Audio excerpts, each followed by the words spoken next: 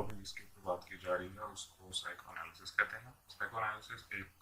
Analysing theory है जिसके ज़रिए हम लिटरेचर, लाइफ और मूवीज़, कोई भी आर्टिस्टिक वर्क को आप एनालाइज कर सकते हैं क्वाइट इजीली। इसके 3 बेसिक फाउंडेशंस होते हैं और इन फाउंडेशंस को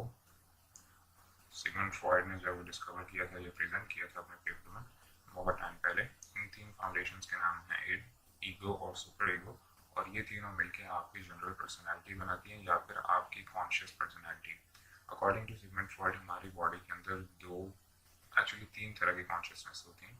एक हमारे पास कॉन्शियस होता है, सब कॉन्शियस होता है और अनकॉन्शियस होता है। कॉन्शियस हमारी वो एग्जिस्टिंग पर्सनैलिटी होती है या एग्जिस्टिंग हमारा बिहेवियर होता है जो हम डिसाइड करते हैं कब खाना खाना है, कहाँ खाना खाना है,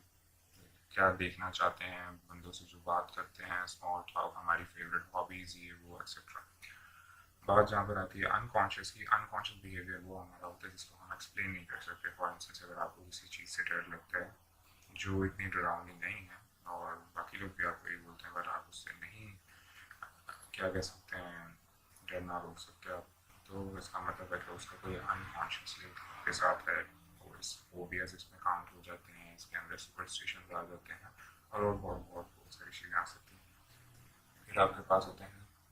सब कॉन्शियस। आपके सब कॉन्शियस बिहेवियर जो होते हैं वो समझ लें आपके ऑटोमेटिक रिफ्लेक्सेस होते हैं। इन ऑटोमेटिक रिफ्लेक्सेस को जब आपकी बॉडी में होना बहुत इंपॉर्टेंट है, उसके बगैर आप अपनी लाइफ नॉर्मली नहीं गुजार सकते। इनके कुछ एग्जाम्पल्स हो सकते हैं, जैसे आप आँखें झपकते हैं, सांस आप ऑटोमेटिकली लेते हैं। फॉर इंस्टेंस अगर आप जब किसी, जैसे आपको पेन फील होता है, ये सारी चीज़ें ऑटोमेटिक है। फॉर इंस्टेंस आप अगर अपना हाथ किसी तवे में रख देते हो और वो तवा ऑन है, आपको सोचना नहीं पड़ेगा, आपको एवेल्युएशन नहीं करनी पड़ेगी कि हाँ आपके हाथ में तकलीफ हो रही है, आपको देखने की भी ज़रूरत नहीं, वो पेन ऑटोमेटिकली आपके ब्रेन को सिग्नल देगा और आपका हाथ उस तरह से हट जाएगा। ये सारी जब 3 तरह की कॉन्शियसनेस होती हैं और जो मेजर आपकी गवर्निंग फैक्टर्स होते हैं जिसमें वो 3 चीज़ें होती हैं जो मैंने पहले डिस्कस की थी, एड, ईगो और सुपर ईगो। अगर एड को आपने डिफाइन करना तो आपकी जितनी सेल्फिश डिज़ायर होते हैं, जो चीज़ें आपको चाहिए होती हैं, उसको आप एड कह सकते हो। हमारी बॉडी में अकॉर्डिंग टू सिगमंड फ्रॉयड जब हम पैदा होते हैं तब से एड की फोर्स होती है। आप किसी भी बच्चे को देख लो, उसे हर चीज़ अभी उसी वक्त और उसी मोमेंट में चाहिए होती है। अगर उसे भूख लगी है तो उसे उसी वक्त खाना चाहिए, अगर उसको वॉशरूम जाना है वो चला जाएगा, उसे कोई खिलवाना चाहिए वो वहीं पर शोर मचाना शुरू कर देगा। And that's basically the whole existence of a child. बच्चे को नहीं पता कि उसको कहाँ पर किस तरह बिहेव करना चाहिए। इसका अच्छा एग्जाम्पल आप दे सकते हैं मार्केट में बच्चे जो गेट पे रोना शुरू कर देते हैं फॉर सम टॉय। तो ये जो बेसिक कार्डिनल डिज़ायर आपका होता है किसी चीज़ के लिए भी, उसको एड कहते हैं। एड आपको बेसिकली हर चीज़ यही कहता है कि आपको ले लेनी चाहिए, आपको अभी कर लेनी चाहिए या आपको उस पर एक्ट करना चाहिए। फिर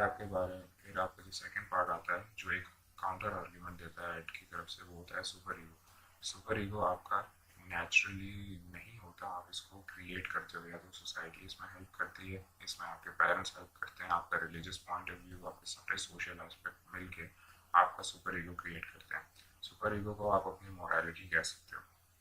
क्या चीज़ कहाँ पर नहीं करनी चाहिए, ये जब वो आपका सुपर ईगो जो आपको प्रेजेंट करता है। फॉर इंस्टेंस आपको अगर जो है क्या कह सकते हैं, खाना खाना है, आपको खाना खाना, आपको भूख लगी लेकिन आप अपने ऑफिस में और ऑफिस के अंदर अभी का टाइम नहीं हुआ, आपका एड आर्ग्यूमेंट ये करेगा कि खाना अभी खा लो बिकॉज आपको अभी भूख लगी है और ये आपकी सेटिस्फैक्शन का जरूर सवाल है। सुपर ईगो ये आर्ग्यूमेंट करेगा कि अगर आप खाना खाने चाहते हो तो ये आपकी प्रोफेशनल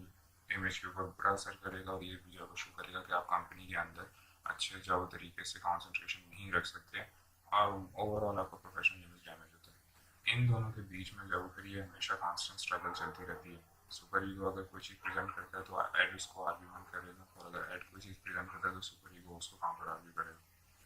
इन दोनों को जब जज करने का यानी किसके ऊपर ऐड करना चाहिए, ये सारी रिस्पॉन्सिबिलिटी आ जाती है आपकी ईगो के ऊपर। और नहीं, ईगो इस साइकोलॉजिकल सेंस में वो वाला नहीं है। साइको एनालिसिस के अंदर ईगो सिंपली एक मैकेनिज्म है जो ये डिसाइड करता है कि एड की बात सुननी चाहिए या सुपर ईगो की बात सुननी चाहिए। सो बेसिकली आप ये समझ सकते हो कि एड और सुपर ईगो दो लॉयर्स हैं, जबकि ईगो एक जज है जो ये डिसाइड करेगा कि किस के ऊपर कौन सा किसको जो राइट है, कौन किसको करना चाहिए, किसको नहीं करना चाहिए। और वो सारा डिपेंड करेगा उनके आर्ग्यूमेंट्स के ऊपर, उनके प्रूफ के ऊपर। नाउ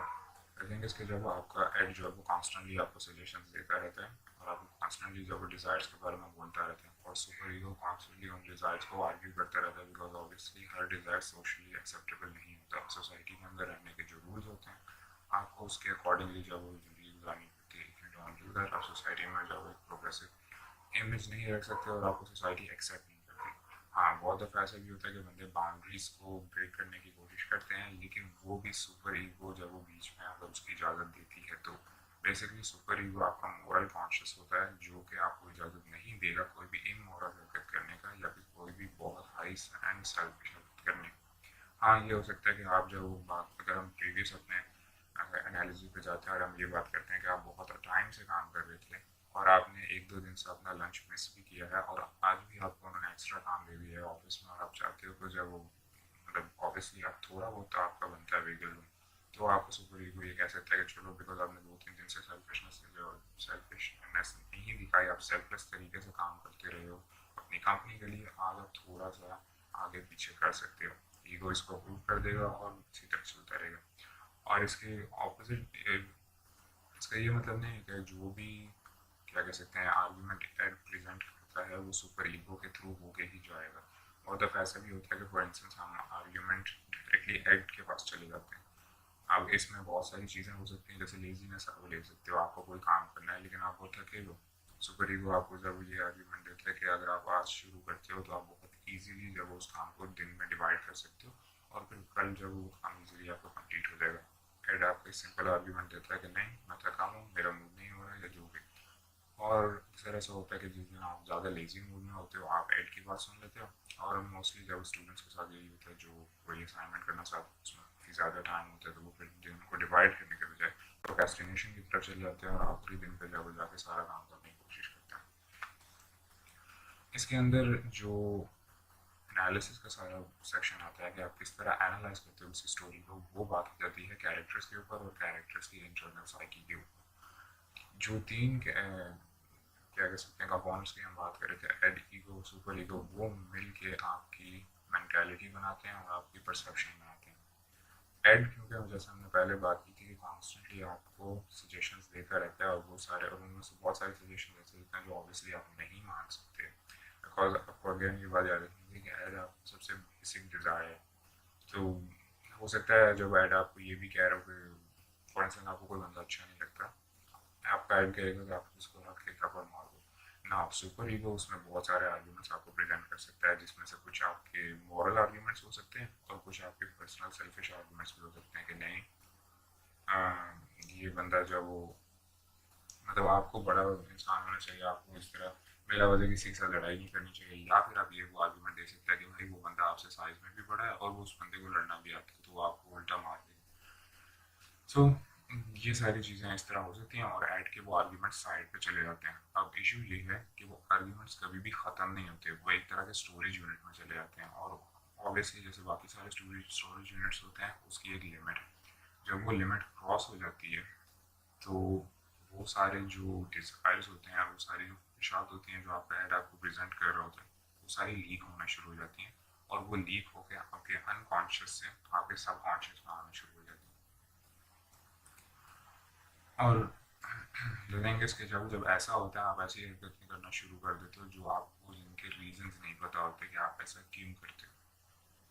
हो सकता है आप जब वो बैठे बैठे पाँव हिलाते हो सकता है आपको चुटकियाँ बजाना पसंद हो सकता है आपको एक स्पेसिफिक हेयर स्टाइल पसंद हो, कोई भी छोटी सी एक ऑड सी चीज़ हो सकती है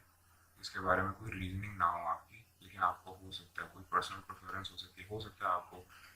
क्या कह सकते हैं चॉकलेट ना पसंद हो, ये हो कोई भी छोटी odd out of the way चीज़ हो सकती है, कोई स्पेसिफिक डिसीजन आपका हो सकता है। जब इस चीज़ को आप अप्लाई करते हो किसी कैरेक्टर के ऊपर तो फिर आप ये देखना शुरू करते हो कि उस कैरेक्टर की लाइफ में, उस कैरेक्टर की हिस्ट्री में ऐसा क्या हुआ होगा जो कि उसकी एड ईगो और सुपर ईगो उसको जो है वो गवर्न करती होंगी नहीं करती होंगी एक्सेट्रा। इसका एक अच्छा आप एग्जांपल ये ले सकते हैं, फॉर इंस्टेंस जैसे एडिपस प्ले के अंदर जो कैरेक्टर है एडिपस रेक्स, वो कॉन्स्टेंटली परस्यूट कर रहा होता है प्रीवियस किंग के किलर को, जबकि सारे बंदे उसको हिंट्स दे रहे होते हैं कि तुम्हें नहीं करना चाहिए, you should do that etcetera. और द थिंग इज कि जो बंदा जब इतना किसी बंदे को कोई चीज़ के बारे में मना किया जाता है, वो भी कलेक्टिव लोगों से, बहुत सारे बंदे आपको बोल रहे हैं कि ये काम तुम्हें नहीं करना चाहिए, और आपके मॉरल स्टैंड पॉइंट से और जनरली मॉरल स्टैंड पॉइंट से वो एक सही चीज़ लगती है कि हाँ मुझे कातिल को होना चाहिए और मुझे उसको जब वो क्या कह सकते हैं जस्टिस लेके आना चाहिए और उसको सज़ा मिलनी चाहिए। सीधी सी बात है, इट्स क्यूरियोसिटी थिंग, आपको क्यूरियस हो जाते हो कि क्यों ऐसा मुझे रोका जा रहा है, और आपकी क्यूरियोसिटी आपको कॉन्स्टेंटली जो है उस चीज़ की तरफ पुश करती है ना। अगर आप क्या कह सकते हैं आर्ग्यूमेंट देना चाहते हो साइको एनालिसिस की तरफ से, तो आपको हिस्ट्री देखनी पड़ेगी, एडिपस की हिस्ट्री। आप ये कह सकते हो कि क्योंकि वो अपने आप को एज ए किंग सबमिट कर चुका है वहाँ पर, और वो एज ए हीरो हेल किया जाता था कि वो हीरो जिसने स्पिंक्स की रिडल को सॉल्व किया था, तो वो ये चीज़ अब ऑब्लिगेटरी समझता है कि हर मसला उसको सॉल्व करना चाहिए, because he is the king, he is the powerful almighty saviour and all of that. उसको एक तरह का सेल्फ ईगो के अंदर जो, और क्या कह सकते हैं इंग्लिश टर्म ईगो होता है, वो उसको पुश कर रही है यहाँ पर। वो इस वजह से नहीं ये सारी चीज़ें कर रहा because he is a just king, और या फिर ये वो सही चीज़ें करने के लिए बेसिकली चीज़ें करना चाहता है because he wants to prove कि कितना ताकतवर या कितना अच्छा फिगर है। तो वो पर्सनल ईगो और नार्सिसिज्म के आप जब वो इसको एक कह सकते हो ना। क्या ये सिर्फ एक ही तरीका है इस साइकोएनालिसिस को अप्लाई करने का? नहीं, आप बहुत सारी और भी चीज़ें कह सकते हो। आप ये भी कह सकते हो कि सबकॉन्शियसली जो कत्ल करता है एडिपस रेक्स, एडिपस को थोड़ा बहुत हिंट है कि शायद वो बंदा वो किंग है या नहीं है, जो भी, बिकॉज एज डिफरेंस और सारा कुछ, दोनों की एज रिलेटिवली सेम थी कातिल की, और जब पुराना किंग गायब हुआ था तब ये आया था, तो ये भी हो सकता है कि डीप डाउन एडिपस को सच पता है और उसने उसको रिप्रेस किया। ये एक तरह का इंटरनल मेमोरी स्ट्रगल है जो उसको बार बार पुश कर रहा है उसकी तरफ ले जाने के लिए। कुछ ऐसे आपकी क्या कह सकते हैं मेमोरीज होती हैं जो आपका ब्रेन रिप्रेस कर देता है बिकॉज वो ज़्यादा ट्रॉमेटिक होती हैं या वो ज़्यादा अनएक्सेप्टेबल होती हैं।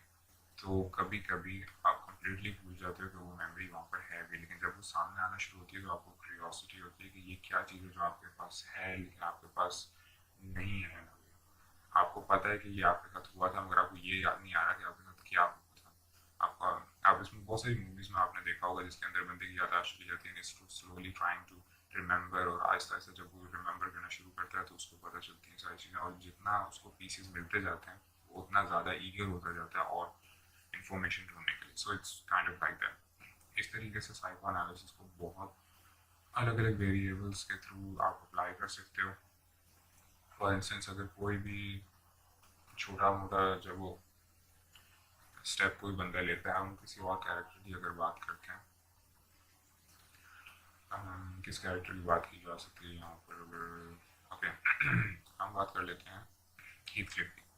हीथक्लिफ जो है वो एक कैरेक्टर है वुल्टन हाइट्स में से जो मोस्ट फेमसली नोन है अपने रिवेंज प्लान की वजह से। ना हम ये देख सकते हैं कि उसने रिवेंज प्लान क्यों इतना बड़ा,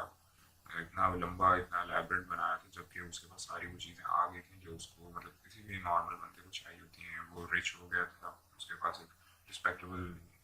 क्या कह सकते हैं प्लेस थी कम्युनिटी में, और अच्छी फैमिली भी आई थिंक उसके पास आ गई थी बाय टाइम। हाउएवर आप ये कह सकते हो कि ये सारी चीज़ें जो उसके पास हैं वो सिर्फ इस वजह से हैं because he wanted to have them, ताकि वो किसी और को तकलीफ पहुंचा सके जो उसके रिवेंज का प्लान है। और वो चीज़ इस वजह से डायल बैक करती है, अगर हम साइकोलॉजिकली उसकी देखें जो मैंटेलिटी होगी हीथक्लिफ की, वो ये कि बिफोर उसके पास कुछ भी था, उसके पास सिर्फ एक बंदा था जिसको वो ट्रस्ट कर सकता था, जिसके ऊपर उसको ये था कि वो बंदा मुझे अनकंडीशनली लव करता और अनकंडीशनली मुझे केयर प्रोवाइड करेगा।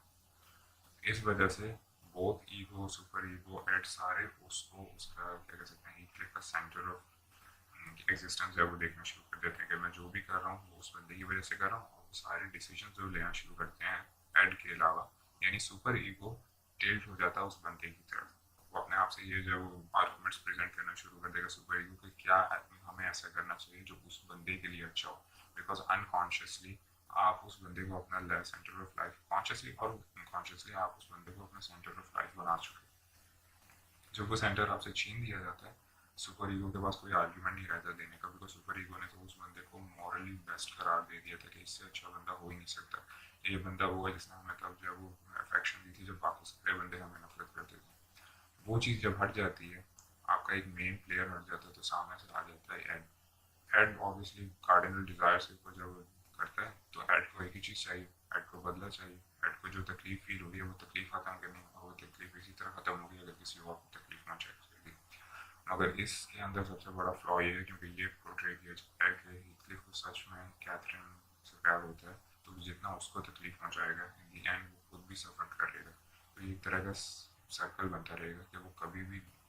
क्या कह सकते हैं सेटिस्फाई नहीं होगा जब तक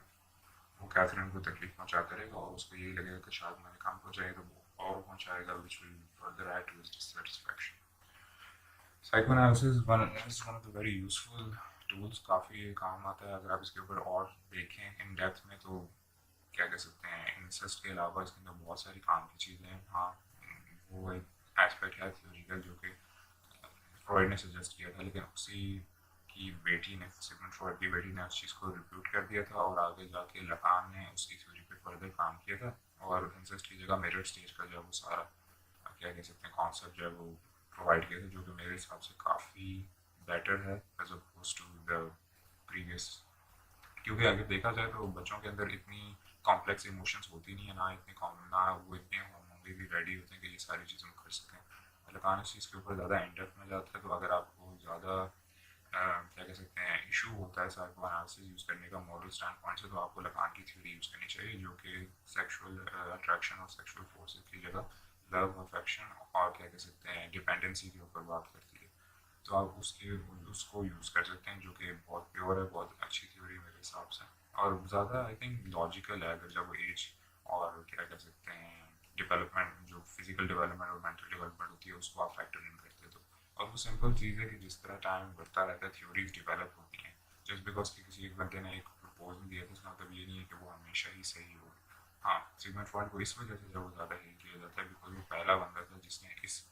माइंडसेट को डेवलप किया था कि साइकोलॉजी के थ्रू आप किसी बंदे की पूरी लाइफ को और इस तरीके से ले आउट कर सकते हो। सो होपफुली जब आपके लिए हेल्पफुल रहा, and in the next video we will try to do something similar or something